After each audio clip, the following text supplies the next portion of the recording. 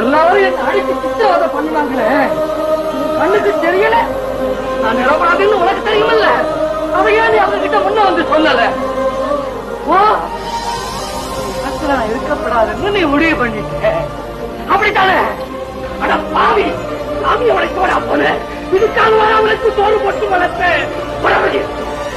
ஐயா ஐயா, மத்தவங்க உன்னை திருடன் சொன்னப்ப நான் உன்னை நல்லவன் நினைச்சேன், உனக்காக வாழ்ந்தேன். ஆனா இப்பதான் புரியுது, வெள்ளலுக்கு மாடிக்கிட்ட எடுத்து வந்தீங்க. உன்னை போல கடவுளை மதிக்காதவங்க காலேஜ் கோயில்ல படவே கூடாது.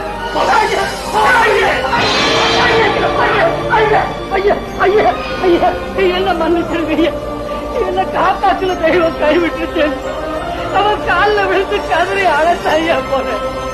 சத்தியமா சொல்றாங்க, என் கொலை அவன்கிட்ட சொல்லி முறையிட தங்க போன. நீங்க நினைக்கிற மாதிரி ஐயா ஐயா